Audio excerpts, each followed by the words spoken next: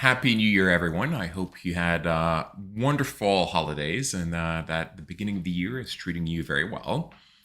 So, there's been a recurring theme over the last few months where people keep asking me, how is it that you seem to have this super passionate life where you can do all these different types of activities and play with your son and, frankly, live life to the fullest and yet be extraordinarily productive when it comes to work and get so much done? And I decided that it warranted sharing all my tips and secrets with all of you. And to illustrate that, perhaps probably worth showing an example of what I do in a given year for a brief moment. So let me show you this. So this is my year-end review where I review everything that I did personally and professionally throughout the year, from adventures, playing with Fafa, to going to different locations, and also review what happened, the speeches I gave, what we accomplished at work, and my predictions for the year. So this is my blog. It's called 2023, An Angel is Born, as a homage to my new dog, Angel, which you can see there. But how to do all this, how to lead this passionate life is something I want to share with all of you. So without any further ado, let's get going. Welcome to episode 44, Unlocking Productivity, Streamlining Your Days for Passion and Purpose.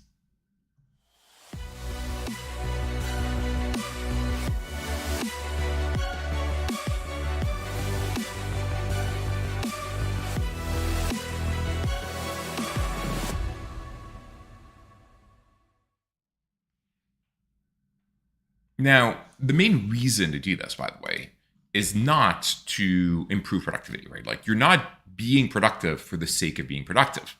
You're being productive for the sake of living your best possible life. So obviously, to some extent, it starts with understanding what is it that you love to do, what is it that you are extraordinarily good at, and focus on that, and everything else, don't focus. But generally speaking, there are three types of tricks or tips for productivity. So I'm going to separate this presentation in three parts. One is general tricks and tips. Two, how to outsource all the things you can do online, and you can outsource more than you think.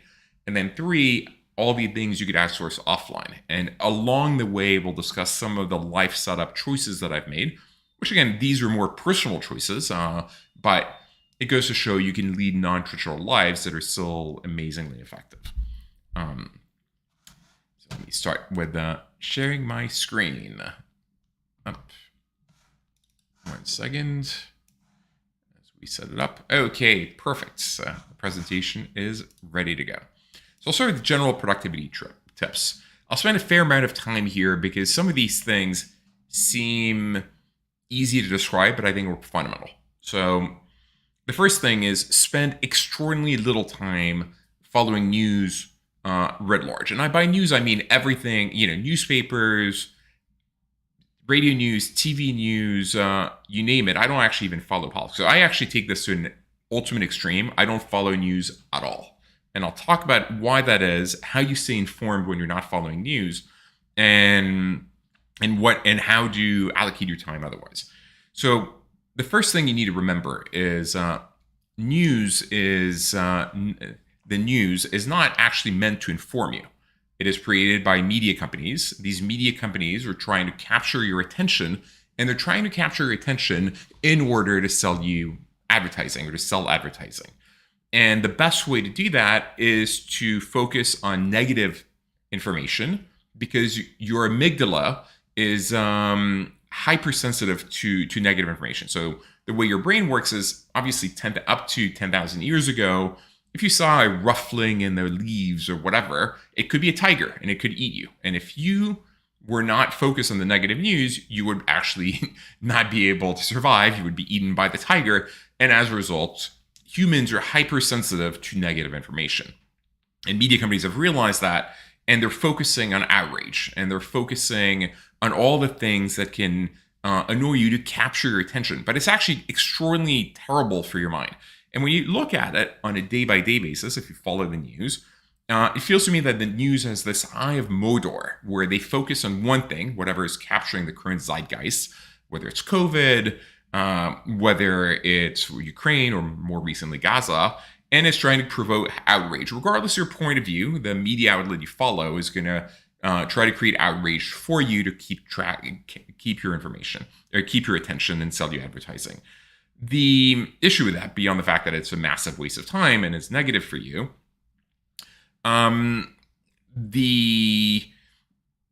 much really happens. If you take a step back, if you read the newspaper every day or follow the news every day, how much marginal incremental news is there on a daily basis? And you realize it's highly repetitive.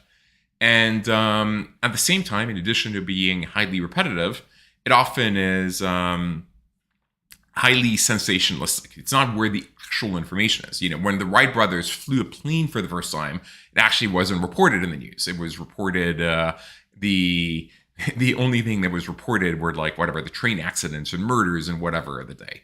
And these types of breakthroughs are happening every day, and they're not really covered.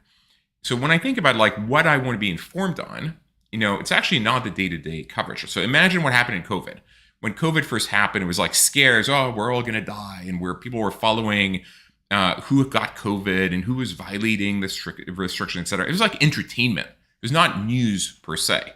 What you really want to know, which of course is a book that has not been written yet, is what would have been the policies that would have decreased mental health and physical health outcomes, or led to the best ones, without impacting the economy. And maybe the answer changes over time before and after vaccines. But that is not what was covered. It was all sensationalist bullshit that's not that interesting. Likewise, once you have the invasion of Ukraine by Russia, the play-by-play, minute-by-minute is not all that relevant. What matters more is what are the consequences for Europe, for the US, for the Cold War II setup that we have? And these things are better to look at with 6 month or 12 month. The minute-by-minute outrage, not all that relevant. And so I actually consume zero news. Don't read newspapers, don't watch TV news, etc. The way I stay informed is I partake in a few groups. Ergo, ERGO is one of them. Green Mantle by Neil Ferguson is another, where every few months, at least once a year, we meet with policymakers and people that are analysts to think through, what are the conclusions of all these things that have been happening? The one exception to that, which is why I say spend 10 minutes per day on news, is in my case, tech news.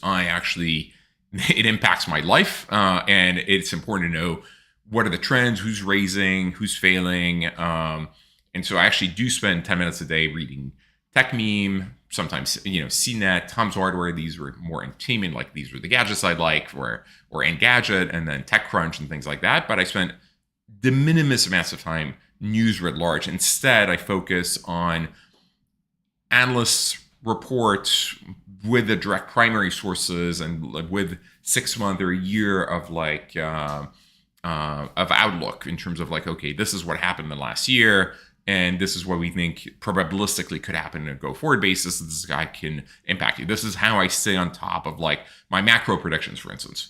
It comes from following what's happening at FOMAC, et cetera, not by reading newspapers in any way, shape, or form, all of which are negative. And this applies to news writ large. So, don't follow Twitter, for instance. I think it's also very bad for your mental health and internal health. Number two, compartmentalize, meaning be present in whatever it is you're doing. People are terrible at multitasking. You want to be monotasking and doing one thing and being present in whatever task you're doing. Now, sometimes it's easier to say than to do, but once you're done with work, when you're playing tennis, play tennis. Focus on the next point, not thinking about what you didn't do, what you need to do tomorrow. Otherwise, you're going to be terrible at tennis. And it's going to be way harder for you to fall asleep. So be present, leave things in one activity for that activity and go back to it when the time comes, but don't deal with it while you're doing something else. Number three is people have a tendency to procrastinate. And it's very easy to put off things. And so to get things done, actually set deadlines. With short time fuses, I put it as a deliverable for myself in my calendar, and I'll talk about how I manage calendar on soon in order to get things done. If I want to write a blog post, I'll actually block time in my calendar for writing the blog post and make sure that it's delivered on time. This way I can publish it on time. because we live in a world where we're constantly bombarded with information, it's actually good to take time off, right? Like if you are doing, you are not thinking. And so it is good to have time to be reflective. I try to have Fridays where I have much fewer meetings than other days, or ideally no meetings. That doesn't always plan out that way. And I try not to work weekends these days. But actually having time to think and reflect is very important. In fact, my entire life is structured around, okay, when I'm in New York for like a 1 month or 2 month stint, it's all on all the time, be it intellectual salons, dinners, etc. And then when I go to Turks and Caicos, because in the evenings there's nothing social for me to do there, that's when I'm more reflective. I read, I write, I publish many more blog posts, and I'm trying to be more thoughtful. Next point is limit meetings. I think that's a generally accepted rule, but meetings need to have a purpose. Like if you're taking a meeting, you need to know why you're meeting, who you're meeting with, what you're trying to get out of it. So there needs to be a clear agenda. It should have as few people as possible in the meeting. And I try to keep them to 30 minutes or less. Now I've realized that when I'm evaluating a startup, 30 minutes is usually too short. So it's more an hour that I block just to be safe and make sure I have the time to go in enough depth to make a proper investment decision. But in general, keep meetings short and try to get to the point of them. And as a rule, what I do is my meetings are back to back in 30-minute increments. So in a given day, I could have 14 meetings. If someone shows up 15 minutes late, they only get 15 minutes. If they show up 31 minutes late, they get no minutes. I'm going to be on time for every one of the meetings. I think punctuality is a mark of respect, and you want to be on time. And in fact, the number one complaint many founders have of VCs is they don't respect their times when they're late. So show up actually 1 or 2 minutes early to every meeting, and respect the time of the other. And so if you show up 31 minutes late, you are going to be rescheduled for a future date, and maybe never rescheduled, depending on how I feel and why it happened. Next point is make very quick decisions, right? It's better to make a quick decision and be wrong because you can course correct than to look for perfection. It's definitely true in business settings, in startups, where you'd rather make a decision, throw the spaghetti on the wall, see if the spaghetti is sticking, and if not, move on and try something else.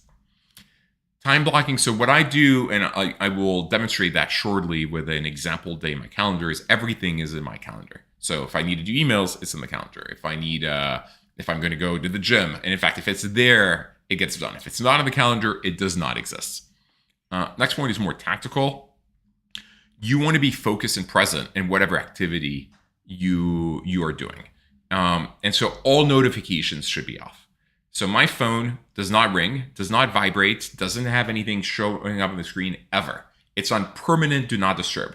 You cannot get through to me from that perspective. So if I want to go check messages, I will proactively, at a time that I choose, go to check my Instagram or my WhatsApp or my text messages. But even a vibration, which feels perhaps as unintrusive, if the phone is in your pocket and it vibrates, it takes your attention away from what you're doing. And all of a sudden you have, FOMO. It's like, ooh, what is it that I'm receiving? What is it I should be checking? So you should not be getting any pop-ups, notifications on anything. New emails coming in should not be bumping, beeping. Nothing should beep. Nothing should vibrate. Nothing should show up in any way, shape, or form. Now, if you have kids and you're worried that you need to be reached by the school or whatever, you can create a rule where even though you're on Do Not Disturb, 2, 3, or 4 people wouldn't create a very big list. Otherwise, it defeats the purpose of this. Can get through to you. And I do have that in my case, given that Fafa is going to school. But in general, you don't want any distractions whatsoever. Again, as I mentioned earlier, humans suck at multitasking. You want to be monotasking. If I block an hour for emails, I'm doing emails then. I don't want to be doing anything else. If I'm on a call, I want to be present and focused on that call and taking notes and thinking, not doing other things. Otherwise, you're not going to have the most thoughtful analysis and presence for whatever it is you're doing. Next point is general life advice, and basically you want to be in life penny foolish and pound wise. So you want to be extraordinarily careful on large purchases, things that are going to impact you financially. So buying a house, renting something that perhaps is too expensive for you, buying a car, And definitely avoid luxury items. They're pointless. I don't have a watch. I have a smartwatch, but I don't have like any luxury items like art, etc. They don't bring me pleasure. They're not really useful. I'd rather splurge on experiences with travel with like friends and family rather than physical goods in general, which probably makes a lot of sense. And last but not least, you need probably way fewer items than you think you do. And that means it is very healthy to at least once a year do a pruning. And I just give away things I don't use. So every spring I do a spring cleaning where most of the things I haven't been wearing, clothes-wise, for instance, I will give away to charity. You don't need, if you're not using it, most likely not going to continue using it, you will not miss it. And so you lead a lighter life. I wouldn't try to avoid purchasing things in the first place to avoid this, but regardless, very healthy to do on a general basis. Now let's talk about like much more specific how to, doing what I've just described, it makes you more productive already, and not consuming any news saves you a lot of time. But how do you like multiply your horsepower in general? And this brings me to point number 2. So what's actually helped me the most by far is outsourcing. I outsource everything I can in life and everything that I don't love doing. Now, you may think, hey, I can type faster than my assistant. Why would I want an assistant? Well, if you've studied economics at all, and Ricardian theory of comparative advantage is even if you are better than your assistant at everything that she does, because you make more doing whatever it is your core activity is, you're better off still having it. Still having an assistant, even though you may be better than her at her tasks. And that's okay. Now, the key superpower we've found and discovered is using remote assistants, especially in the Philippines, which we've been working with for like probably around 20 years here at FJ Labs. And well, personally, and then at FJ Labs in the last decade. We have 10 of them at FJ Labs, and I have a personal dedicated virtual assistant. I use YRA, but a friend of mine who's a genius at outsourcing, his name is Jonathan Swenson. He built Thumbtack. He had like thousands of like people in the Philippines for Thumbtack. Just created a company called Athena, actually to help people become master delegators as well. So these two companies are great. YRA is about $1,500 a month full time, and so this is someone extremely qualified working at your hours, whatever time zone you're in English. And Athena, I think, is about $3,000 a month. But you can also buy quarter time or a half time. And I'm going to show you that you can outsource a lot more than you think. So in my case, I have a dedicated assistant. Her name is Rose. Probably not her real name, but that's okay. Maybe a team and not one person. That's also okay. And actually, the funny thing is I've actually never spoken to her on the phone. I don't know what she looks like. And I've never even interviewed her. The way I recruit people in general, well, in the case of YRA, they just find someone for you, and then you decide if you like them or not, and then you decide, and if you're not happy, they'll change. But when I hire people on Upwork or elsewhere, which I will describe later for the other activities that I outsource, I usually hire like 10 people for the same task, given that it's like $1 an hour or $2 an hour. It's not a big deal. And then I see the one I like best, and then I keep that person for the rest of these tasks, not just this time, but on a recurring basis. And so that process works reasonably well. It saves you a lot of time of having to do interviews and filtering. So work outsourcing. Now, a lot of this is probably going to be more basic, but basically this is an example of the email Rose sends me every day at the end of the day of what she did during the day.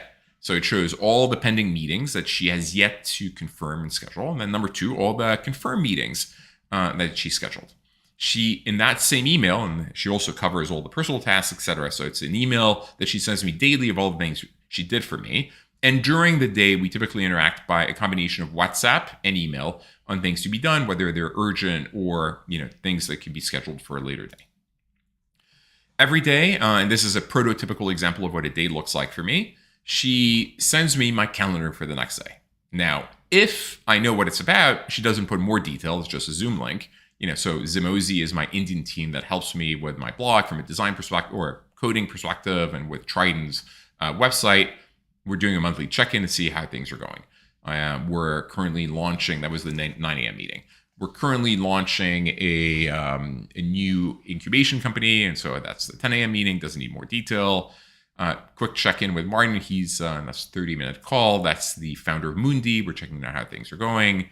And then for Midas, so this is a meeting I added myself to the calendar, which is why there's no context, but I was meeting, I think, a potential employee or a potential partner. And then I have a bunch of meetings with, I think, VCs or partners for Midas. And then later on with my co-founding partner at FJ Labs, Jose, to discuss different things. See how the rest of the day goes. So you see it's kind of like back to back to back, 9 to 10 to 11, 11:30 to 12:30 to 1:15. VC meeting for Midas, which is the new stablecoin or yield-bearing stablecoin that I'm currently launching to try to compete with USDC, USDT. Then I'm meeting a founder, actually at my place, just to catch up. Like she left her old company. She's thinking of what to do next. And so it's interesting to figure out and see if I can help her and also think through what she should be doing. Is she creating a new company? Should we be investing there, et cetera?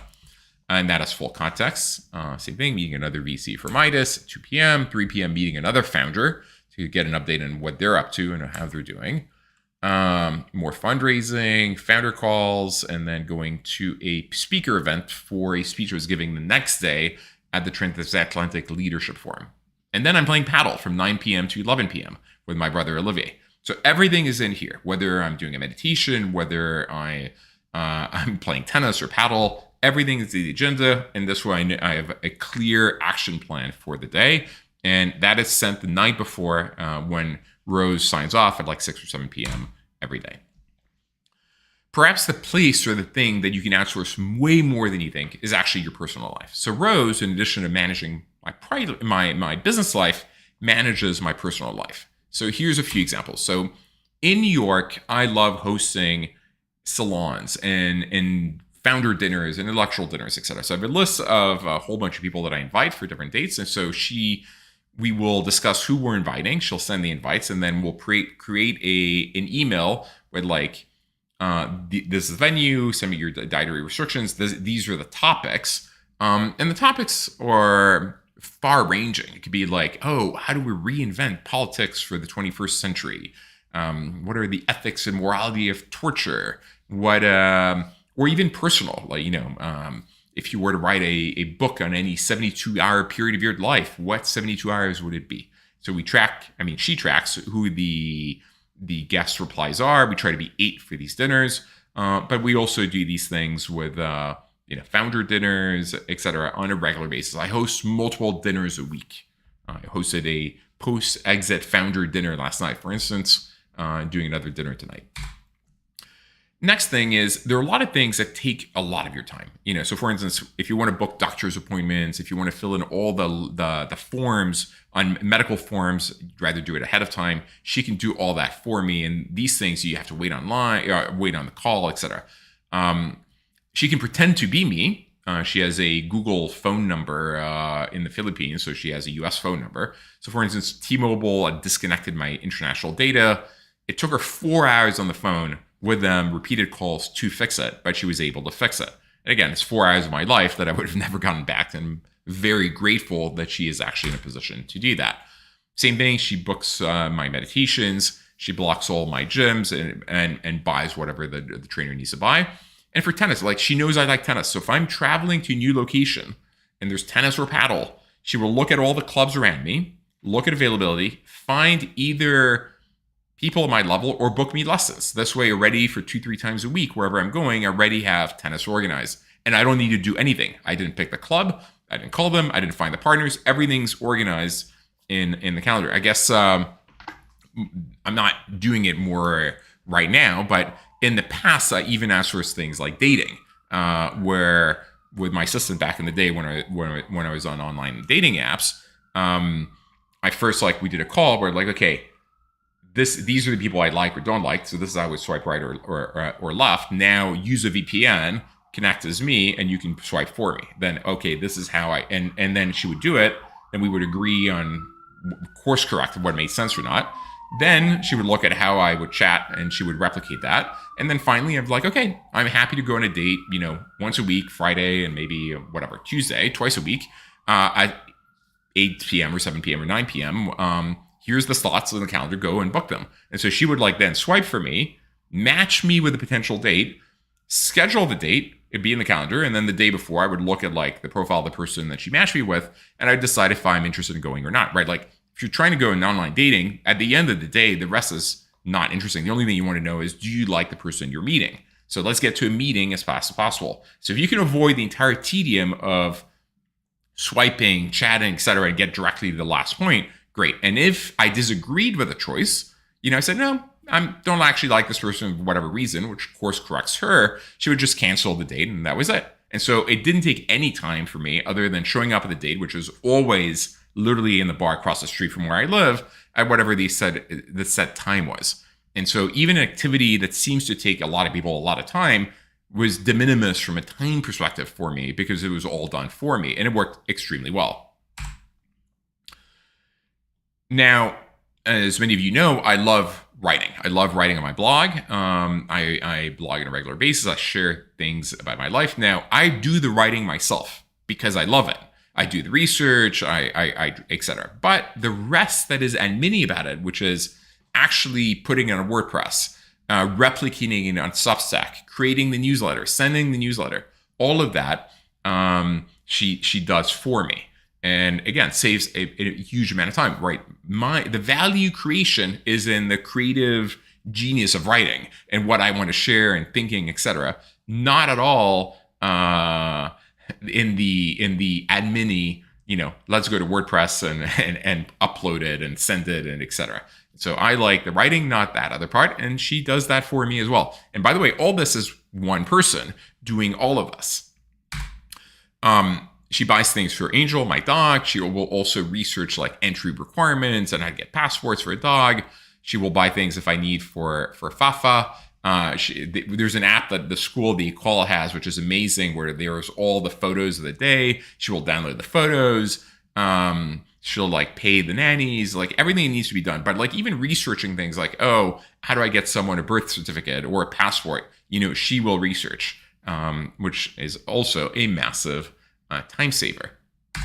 By the way, I'm noticing all the questions that people were asking. I will address them at the end one by one. So we'll do kind of a Q&A at the end of when I'm done presenting everything here.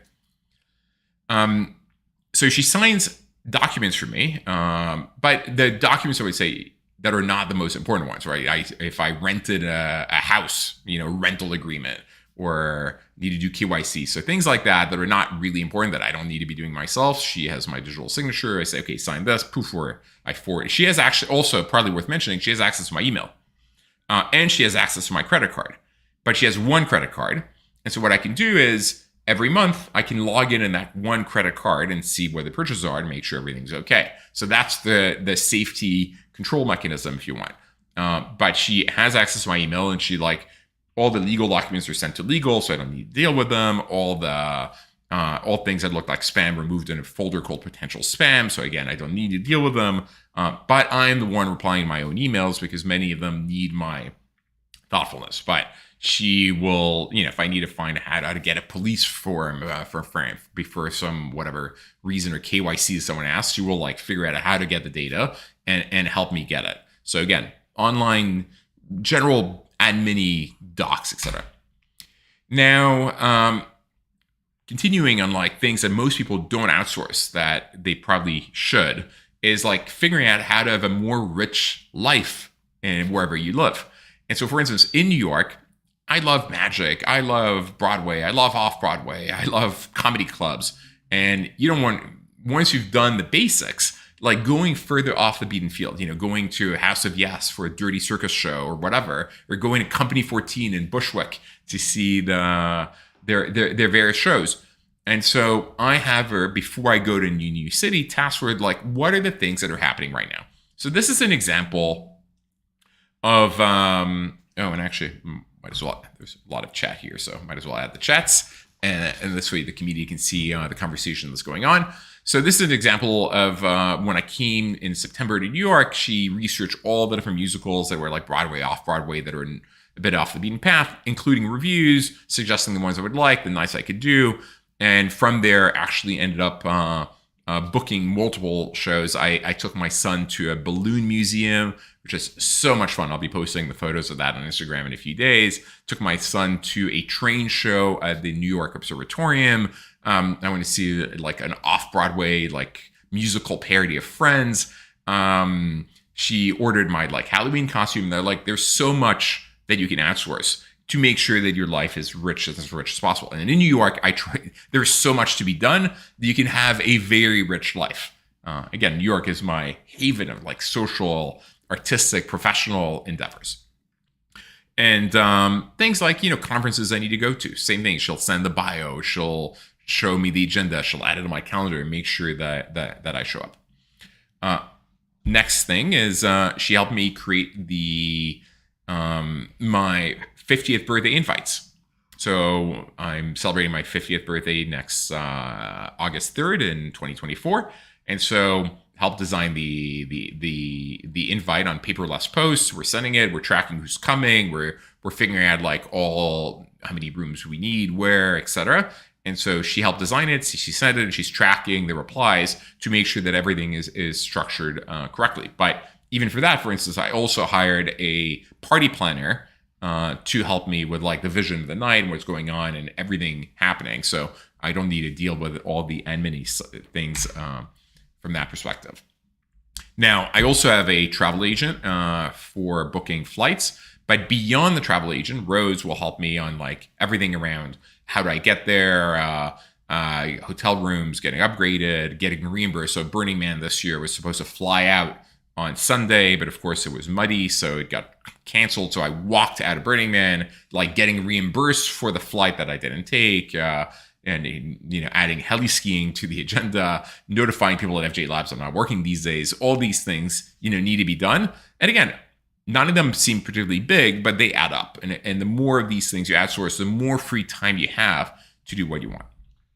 Now, you can add, beyond Rose, as I said, I already have a travel agent. I have a party planner, but I hire other people for other tasks. So every year, for instance, I like to create, and maybe let's just go to me here.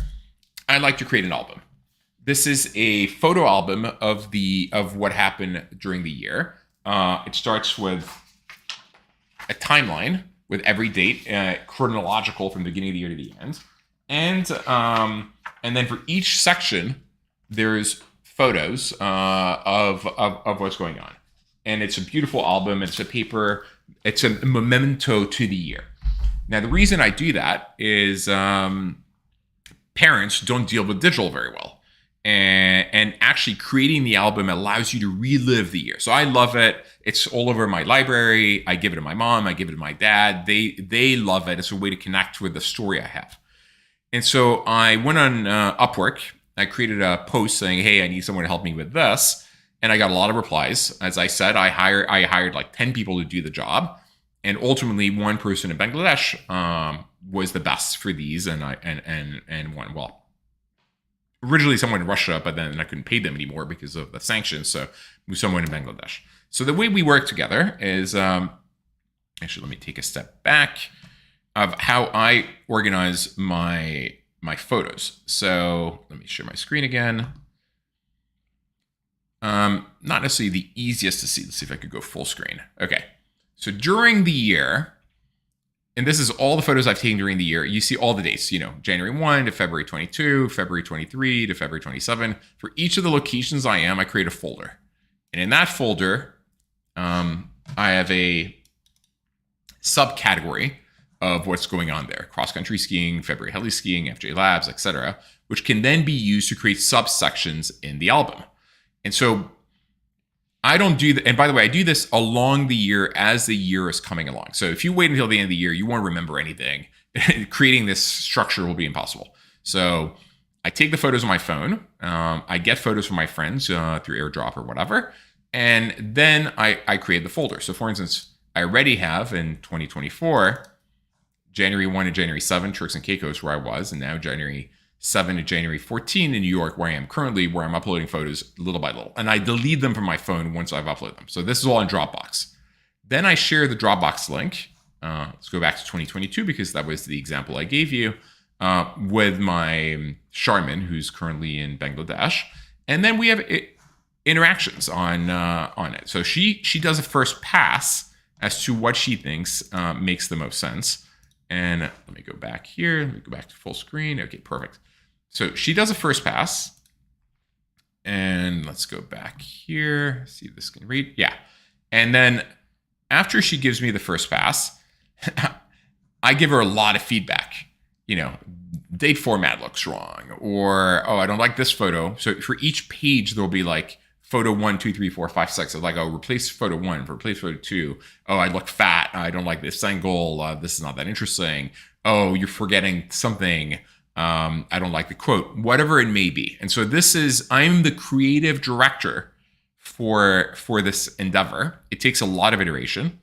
I'm currently working, for instance, on the 2023 album, which I hoped will be done in a few weeks or a month, which I will then gift to my parents, but also put in my coffee desk. And you saw the result of it is, after many iterations, the album that I showed you with the timeline and photos. Again, no one needs to do this.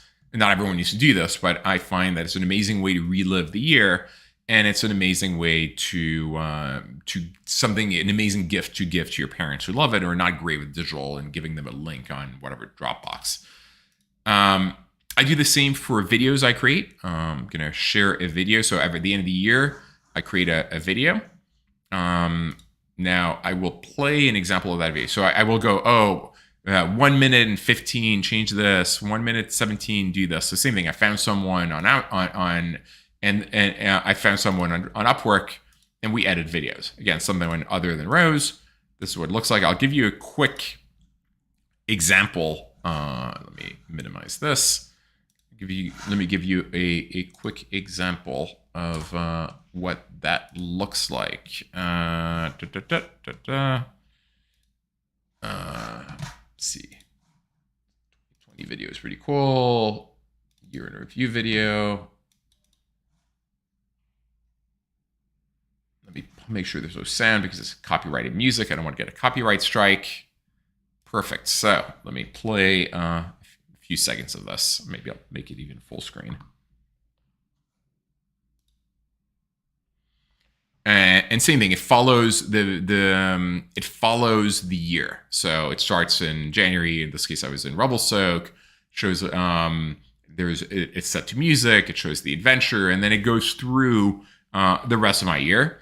And I play that at the family gatherings at the end of the year. I send it to family. I send it to friends and family, etc. And it's pretty amazing. And you see the first increment, but then it ultimately moves to, I was at the Upfront Summit, and then I go and hosted things, and then the COVID, etc. Okay, pause this video here, and we can go back to the next type of things that I outsource. Up. Let's go back to this. Up. And let's go back to the presentation. Up. Okay. So next phase of things that I outsource. Now, I realize this next phase is not necessarily possible for everyone. I am extraordinarily privileged from a financial perspective to be in a position to outsource things in the offline world. Now, the online world, I think it's within reach for most people. As I said, it's like $1,500 a month. And $1,500 a month to outsource as much as I've outsourced is actually pretty extraordinary. The bang for your buck that you get is amazing. And I've gotten more out of doing things online with Upwork and your remote assistant, et cetera, than, with in-person assistance from that perspective. That said, at FJ Labs, we have an office manager that does a lot of the offline things. But for the things I described, the virtual assistants of the Philippines are actually better. As I said, I'm also in a privileged position to outsource things in my offline life. Now, this is way more expensive, and so not within reach for everyone. But I have an estate manager. This is Paul. We've been working together now for 8 years. And in addition to being an estate manager, he's a chef. And in fact, I've organized it. That's very often the estate manager is the chef. And he does anything. So he manages all the other property managers. I have 3 properties. I'll go through that shortly. He drives me if need be. He organizes like the housekeeping staff. If I'm hosting a dinner, if it's small dinner, he'll just cook and take care of it himself, but he will hire waiters. If we're catering, you'll hire the cater, like anything, like getting car insurance, car maintenance, picking up packages, dealing with the mail, anything that's like in person. Now, in my case, I don't actually like cooking. So for me, I want to outsource it. And I tell him to have, he knows I don't also plan my meals. I don't tell him, oh, this is what I want to eat. It's like, these are the things I like. Just go for it. Be creative.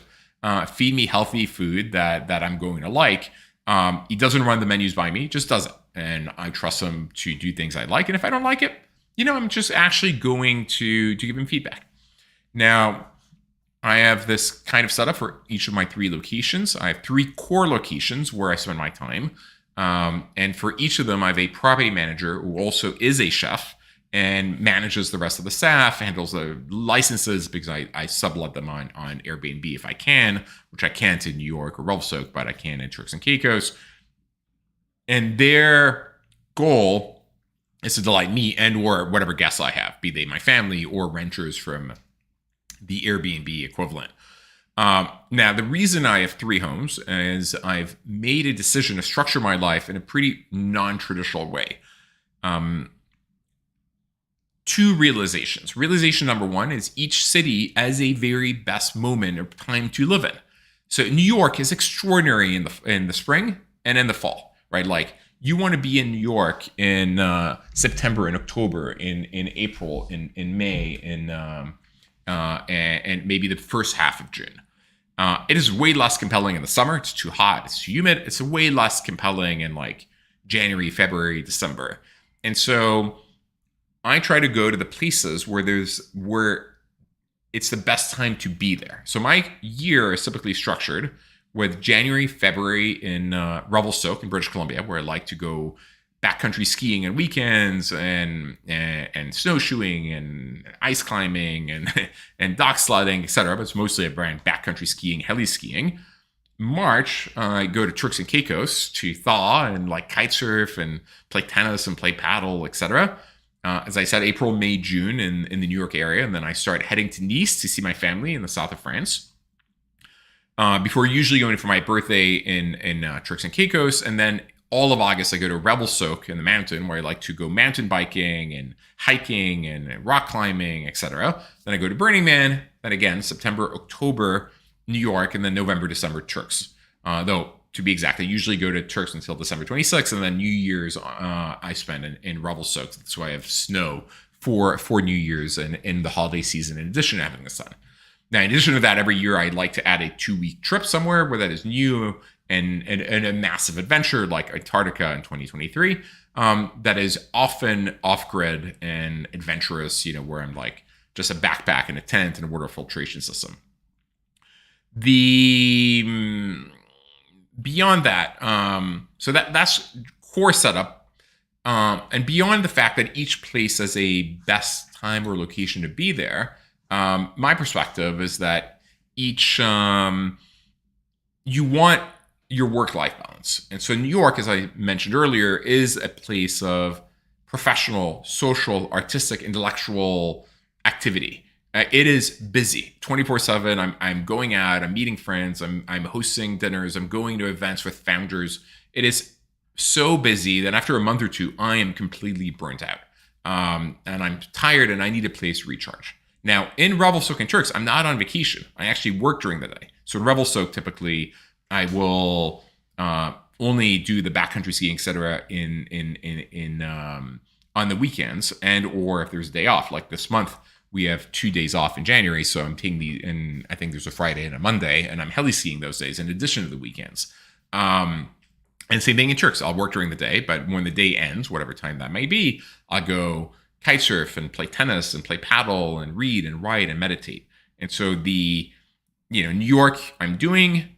And in Revelstoke and Turks and Caicos, I'm being healthy, I'm being reflective. And it's a combination of a place where I'll either be alone to recharge my social batteries, or I will bring a huge gathering or smattering of friends and family. So for instance, this year, and I'll go back to, for a quick second, if it'll open to my blog, I brought 50 people for Christmas and New Year's, which was like the gathering of my family. Yep. And this is our New Year photo. 50 people of both the family I have and the family I choose, which has been absolutely amazing. Like going back here. So it's kind of like the life setup in terms of like moving around. So continuing of the things I outsource, I also outsource so I've separated for Trident, for instance, which is rented out when I'm not there and generates millions of revenues a year, the guest services, local in person versus reservations. So I have a reservation manager, so Rayanne, who helps like create the pricing, manage the different channels, and do all the reservation part of the experience until it is handed over to Lori and her team to do the actual guest services experience. She also usually or sometimes has someone from YRA to help with the work that she needs to do. As you know, I got a dog this year, Angel, and for Angel, for at least for the first few years, given how busy I am otherwise, especially in New York, I have a full-time dog walker, dog trainer, travels with me everywhere, takes care of Angel, gets the vaccines up to date, gets all the papers and everything that needs to be done. And that's Mike. It helps, especially when you live in a place, like New York. And when I'm busy in New York, obviously when I'm in Turks and Revelstoke, Angel can be roaming free and we can be play all day. But even then, I want her to be very well trained. I want to be able to walk with her off leash and her not to, and just follow the directions. If I want her to play, she goes play. And if I want her to come back and pay attention off leash, regardless of distractions, squirrels, other dogs, cars, whatever, that she listens. And so I want her to be very well trained. And Mike is amazing for that. So nannies, actually, before I talk nannies, maybe I'll go back to the travel setup for a second. Now that I have a son who's starting to go to school, instead of doing 2 month, 2 month, 2 month, I don't want to be away from him too long. I'm actually making sure that obviously we spend all of our vacations together, and when we're in New York, we're together all the time. But when I go to like Turks, let's say December 1 to 15, it's like 2 weeks. I'll still spend a week in New York to make sure that I'm around him at the right time. So I'm changing even though it's a bit more travel, I'm changing the 2 months to more like 2 weeks, 3 weeks, 1 week, 2 weeks, etc. to make sure I spend more time with him. So nanny setup. So we wanted coverage 7 days a week from 7:45 a.m. to 7:45 p.m. So we found a bunch of nannies on care.com mostly, some Facebook groups as well. The core mission or the core vision was one of the nannies to be in fluent accentless French, who can travel internationally, so have a passport, and can drive, which obviously creates a number of limitations. And the reason for the French, by the way, is obviously I'm French. My family mostly is French speaking. We live in New York, so he's going to be getting English in general, even though he's in a bilingual school called the École, which is absolutely amazing. It's like the rigor of the French system with creativity and public speaking and teamwork of the American system. Because school, TV, friends, whatever, and living in the US is in English, I figured let's have the nannies only speak French to him.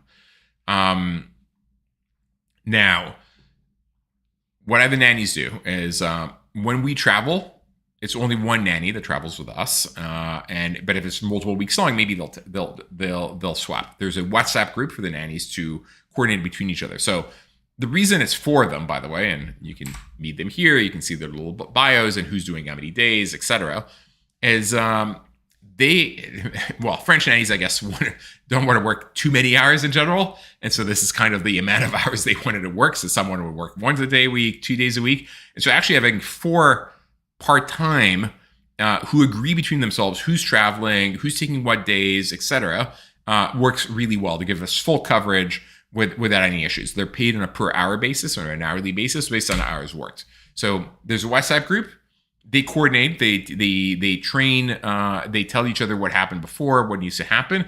And they have a calendar called Cozy where all the doctor's appointments, et cetera, that they populate, and they know what tasks need to be done. And they do everything from preparing 1 meal a day to buying groceries. Well, diapers not really needed anymore, but medicine, bath supplies, whatever needs to be taken taken care of. They do, in addition to taking care of Francois, picking him up at school, dropping off at school, etc. Now, in addition to that, let's say there's a date night or I need to go out or whatever, and I need coverage beyond 7:45 p.m., add the slot requests in the calendar, and they between themselves agree who's going to take it. So again, it doesn't require me to do anything. Now, I realize this is a pretty expensive proposition because I have essentially 7-day coverage, 12 hours a day. There's a cheaper way for people to do this, which is if you have an au pair. Now, an au pair, the issue is, A, they need to live with you, so you need to have room for them, which is not viable for everyone. And typically, it's only 1 or 2 years, and the number of hours they work is capped. So what you can do, for which could be a cheaper alternative than this, is au pair plus daycare. If you do au pair plus daycare, you can get something not quite as bespoke, but rather effective for a fraction of the cost of what I'm describing here. Now, I have a nanny handbook, which shows all the rules. You need to speak to him only in French. When my daughter's coming, you'll only speak to her in French. What you need to cook, when you need to cook, what Francois likes, etc. So everything is kind of like explained in the nanny handbook. This is only 2 pages of it, but it's actually like 20-page handbook that's prepared for any new nanny to be onboarded automatically and be able to be effective. So that's basically it in terms of what I outsource, how it's outsourced, etc., which is way more in general than you think you can. So let me go cover some of the questions that were asked and take it from there. Okay. Do you like agendas for the startups you're interested in investing in, so the time is managed properly? Question from Payom. So I don't need an agenda for the startup I'm investing. I'm considering investing in, as long as I have the deck ahead of time and I've read I've reviewed it. So I want the deck for sure because I want to make sure that I'm ready and I've prepared. So when I typically take second calls, which is what I usually do, I have read the first debrief, and so I'm not going to have the founders repeat the full story over and over again. I mean, as a founder, when I was raising money, it drove me crazy that VCs regularly would be just making me repeat the same story over and over again. I'm like, do you guys not read each other's notes? Do you not want to go deeper into it? It felt shallow every time. And so I will read the debrief by the first debrief of whomever wrote it took the first call on the team.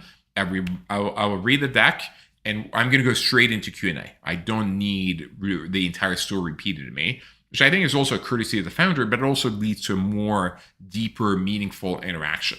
So no agenda other than that. Let's see, what else? How do you quantify time saved? How to be sure scheduling actions do not consume as much time as you would like, because you would have not outsourced the task at all. I mean, for low value tasks. I don't quantify it. I can feel it in how much time I have to do the things I love. So for instance, it's not all that hard to buy things on Amazon, but if I have like 20 things to buy, it's way easier to send Rose, buy this, the link, and like she deals with that. It's not a huge amount of time, but like little by little it adds up. So I'm not quantifying it in general. I just realized that in a given year, I can do so much and so much more than most people because I am fully levered up. The other, I guess, superpower user of outsourced people, as I said, is Jonathan Swenson from Thumbtack, or formerly Thumbtack, now creating Athena. I think we're going to do a joint session. We're going to see our best practices and see if we can learn anything from each other to figure out what, if anything else, we should be doing and whether or not it's worth quantifying. At the end of the day, I'm not doing this to be more productive, as I said, which is why I'm not trying to quantify it. I'm doing this because I want to lead an amazing, fulfilled life. And so for me, the proof is in the pudding. If I'm actually spending my time with my son and playing video games and reading books and doing things I love doing rather than things I don't like doing, it means it's working. And so that's kind of the way I think about it. Not reading news. What are your favorite analyst source of insights? So I love No Opinion, Noah Smith. Let me share that here. He's on Substack. Let's see, Noah Opinion. Of course, I have my microphone in front of me, so poof. No thanks. So, of course, we share a lot of similar. Oh wait, I need to share my screen. We share a lot of like similar philosophical alignment in terms of like techno-optimism, and we're both economists by formation. So I read No Opinion. I think it's really interesting. And the other things I'm members of, or I don't know if they're actually, let's see, Ergo, maybe it's a consultancy. Okay, maybe doing this live is not the best. We shall see. Yeah. So this group, and they have like a lot of thoughtful analysis of what's going on, and everything from politics, geopolitics, macroeconomics, etc. Actually, talking about it for a quick second, when it comes to politics, I don't really follow it because if I take a step back, I don't think it matters all that much. And actually, I would argue politics have been, in a way, the political system in the US, which seems so broken and like the making of the sausage is awful, actually kind of works. You know, if I go to the 1950s and I'm a Democrat and I'm like, oh, what do I want to see in 70 years? You know, so in 2023, I want desegregation. I want women in the workforce. I want I want like IVF and the pill and a lot of like these socially liberal trends that have actually happened. And yes, it ebbs and flows and there's setbacks in the Roe v. Wade, etc. But for the general part, it actually, if that's what you wanted, you've gotten it, right? And we're seeing right now like drug legalization, etc., or at least decriminalization. And if you're a Republican and you're like, well, I want and you're in the 1950s, and I want lower marginal tax rates and less regulation of industries like airlines, etc. The reality is you kind of got that as well. And so over the long period of time, the system works, but the day-to-day is acrimonious and awful, and it's not that relevant. It doesn't change my life in any way, shape, or form. So following politics is literally, it's like negative entertainment. It's like a form of religion. People follow it, and they feel so passionately about things that I think ultimately in the grand scheme of things don't matter all that much, right? As a kid, my ambition was to be in politics because I looked at like the people that impacted the world in the past, like Augustus or Octavian or Alexander Hamilton. But in the world we live in, politics really doesn't change all that things too much. And I don't think it's a bug. I think it's a feature. I think the founding fathers created a system that was balanced where it made things hard to change out of by design, and so it takes a long time to get there, but I think ultimately you get to the right outcomes with like populists here and there and things that ebb and flow, but it gets there. I mean, Churchill once famously said that the US can be counted on doing the right thing after all other options have been tested, and I think that tends to be very true, but ultimately does get there after many, many mistakes and meanderings. And so I'm profoundly optimistic actually on the fact that we will get ultimately the right outcomes, even though the day-to-day can feel weird and scary, et cetera. But by the way, is it that much more acrimonious than the past? I mean, you need to remember the US had a full-blown civil war. We had political opponents that used to shoot each other in duels. I mean, I'm very sad like that Alexander Hamilton died in a duel back in the day. We had like massive civil rights riots, race riots. We had an anti-war movement with riots. If anything, it's less violent today than it was 30, 40 years ago. And so it feels worse, but I think it may very well be recency bias. And so, yeah, don't follow politics, waste of time. Don't follow news. Focus on things you can control in your life that make you happy, and focus on positive things. Because if you take a step back, most things are amazing and like getting better every day. And when I look at the life we led, like when I was a kid and today, so many things have gotten better and cheaper. So I'm profoundly grateful and grateful to be living now and optimistic about the future. So Thomas is asking if I worry about potential fraud, given that she has access to my information, emails, etc. The reason I don't worry very much is, first of all, she doesn't have access to, she has a credit card to pay, but that's it. She doesn't have she can't send wires. She doesn't have access to my banking information. And in credit card, you're not, with a credit card, you are not liable for credit card fraud. And so all I need to do is every month go through the credit card receipts, make sure I approve of all the credit card purchases. And if not, I dispute them and then see where they came from, which has happened multiple times, but not actually from my assistant, from people like, somehow getting a credit card number and trying to buy things with it. But actually, the credit card company is reasonably good at detecting weird patterns or behavior and blocking transactions. And regardless, they reimburse you when fraud happens. So hasn't been an issue. It doesn't really have access to anything other than that credit card, which is kind of itself a control mechanism. And in terms of emails, most things that are really secure, you use a ledger or a YubiKey or a two-factor authentication, right? Like email doesn't really give you access to these things. So all of my really secure things are fine. And if I think of the cost-benefit analysis, the risk of fraud versus the time I'm saving, it's completely worth it. And also, I don't give her access to email directly. I think there's a way to delegate so she can reply on my behalf and see emails or whatever. I'm not the one who set it up. It's my good friend William. I don't know exactly how it is, but it works pretty well. I'm thinking of another question that was sent ahead of the episode by Saeed Jabbar. How do you learn how to break into flow states as well? I think I'll do another episode on flow states, but obviously part of the objective of these things is to be present and to be in a position to get into flow states. And so for me, it's a combination of meditating, and I have a meditation practice. It's 20 minutes a day, sometimes 30 minutes that I do every day that I will share in probably an upcoming episode of like, what is my meditation practice?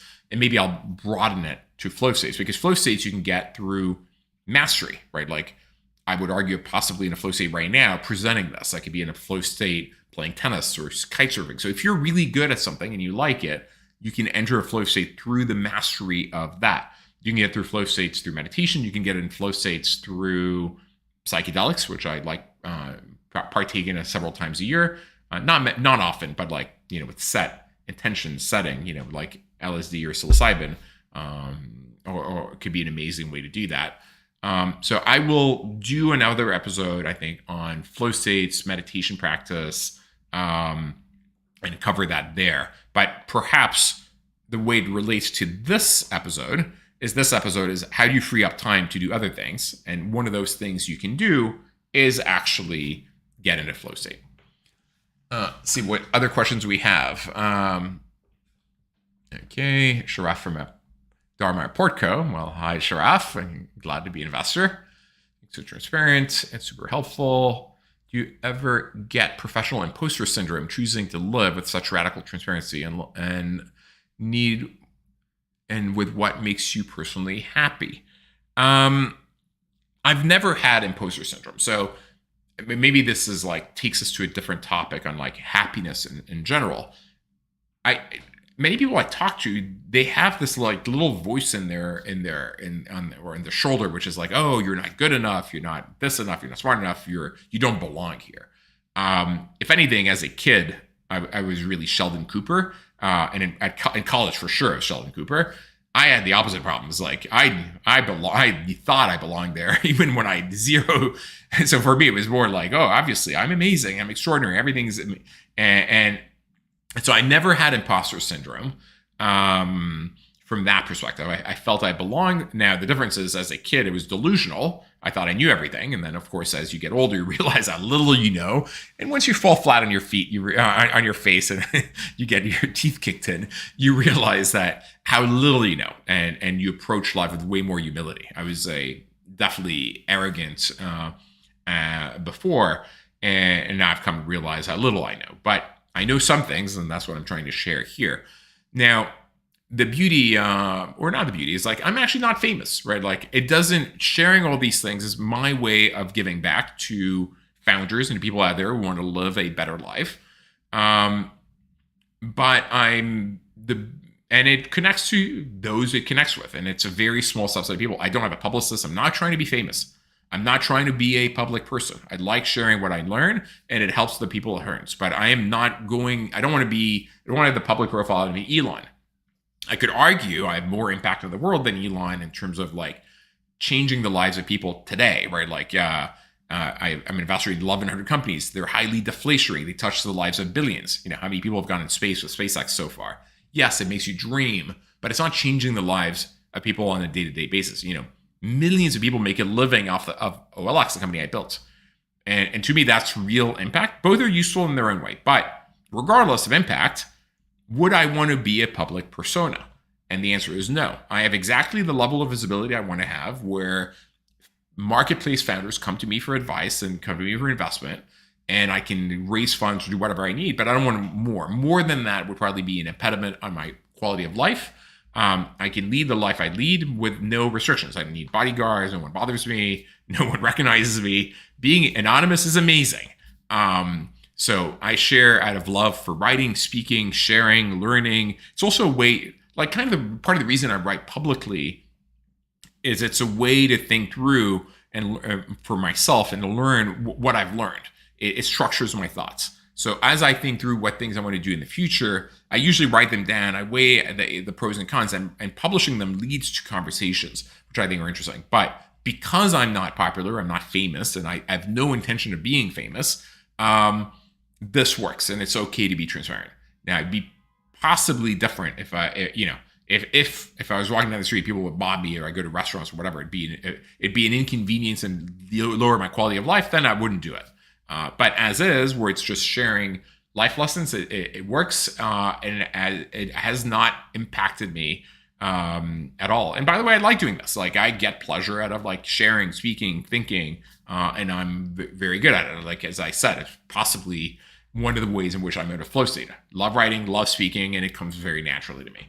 None of this is scripted. Like, if you look at the speech I gave at the Transatlantic Forum on the state of entrepreneurship, it's a 15-minute speech with no pauses, no hums, no ha's, no execution. And I just gave it, the speaking of it came to me naturally. Now, of course, practice makes perfect. I practiced it many times. I had to learn the quote by Mark Twain, but ultimately worked. Okay, next question. So Sam on YouTube, what's the craziest thing you've outsourced? I mentioned earlier, I outsource my dating life, where I train my assistant to swipe for me on like Bumble and Raya. I showed her, okay, these are the people I like. Okay, now for 1 hour, then or 30 minutes, then okay, you do it. Okay, I agree, I disagree. So we iterate to get the point of 95%. Then I'm like, okay, we match. This is how I would chat with this person. Now you do it. And then, okay, I agree. This is how I would speak. Okay, now here's my schedule for the next few weeks. Set up a date, these dates. And she would go ahead and schedule dates with people. And the only thing I needed to do was show up on the date with, obviously, I would have a printout beforehand of like who the person is, what we talked about. And if I didn't like the person because she chose incorrectly, A, will refine the process on a go forward basis. But B, I would just say cancel the date. And so it took no time for me. And the date would always be at the bar literally across the street, actually from where I live here, like literally across the street behind me. So it takes very, very little time. Thomas, one more question regarding the virtual assistants. How well does it work with their support in countries with other languages? So the Filipino assistants don't speak French. So she uses Google Translate. So if you're in France or French, I would use a different company. I don't know what company to recommend. I'm sure one exists. Maybe they can find someone who's French speaking. I didn't ask them. Most of my interactions are in English. And for the things that are in French, I do get emails in French. I think she uses Google Translate, and it's good enough. So, but the model I'm sure works, and I'm sure there are people probably in, I don't know if it's Algeria or Morocco or Tunisia that do these types of things for French-speaking people. Regarding outsourcing, what are the two companies that you mentioned? Let me reshare my screen for a quick second. Up. Go back to the presentation. And maybe I'll full screen it while we're at it so you can look at it. But the two companies there they are. The two companies, actually I'll full screen it for a second. Poof. YRA, it's yourremoteassistant.com. So put it maybe here. Up, up, up, up. Voila. They have several hundred of them. We have 10 of them directly. Let me go back to the presentation. Oops, wrong window.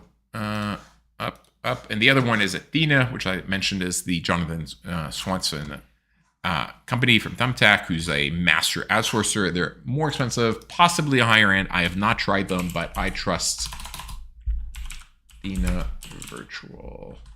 Let's see, assistant. Let's try that. Poof. And voila.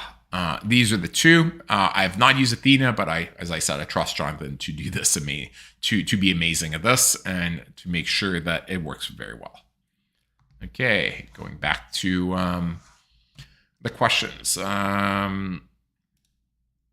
Okay. What are the two companies? Thank you for this transmission. Super clear. Thank you. Okay.